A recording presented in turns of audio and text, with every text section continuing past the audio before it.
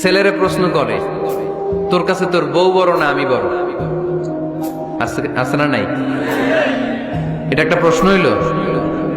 তোর বউ বড় না আমি বড়? দুইজনেই বড়। তো এক ছেলে সুন্দর উত্তর দিছে, আমার কাছে ভালো লাগছে উত্তরটা শুনে। এক মা প্রশ্ন করছে, তোর এতদিন আমি লালন পালন করে বড় করলাম, জীবন যৌবন তোর জন্য শেষ করলাম, আজকে বউ পাইয়া বউ তোর আপন হয়ে গেল। এবার ছেলে উত্তর দিছে, মা, আমার মুখ থেকে মা ডাক শোনার জন্য তুমি কি কষ্টটাই না করছো জীবনে। 10 মাস আমারে পেটে ধারণ করলা, খাইতে পারো নাই, বমি করছো, খালি ওষুধ খাইছো, তোমার পেট কেটে আমারে বের করা হয়েছে, 2 বছর আমারে দুধ খাওয়াইছো, পেশাব পায়খানা পরিষ্কার করেছো।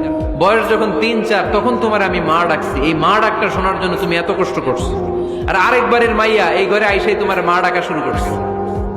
যেই মেয়েটা তোমারে মা ডাকে সে আমার আপন হবে না কেন মা? ঠিক কিনা? এই মা ডাক শোনার জন্য তুমি এত কষ্ট করলা, আমার লালন পালন করলা, 10 মাস পেটে ধরলা, পেশাব পায়খানা পরিষ্কার করলা, এরপরে মা ডাক শুনতে পারছো। আর আরেকবারের মেয়ে জানা নাই চিনা নাই এসেই তোমার ডাকা শুরু করছে মা। তো যে আমার মারে মা ডাকে তার স্থান তো আমার কলিজায়। ঠিক কিনা?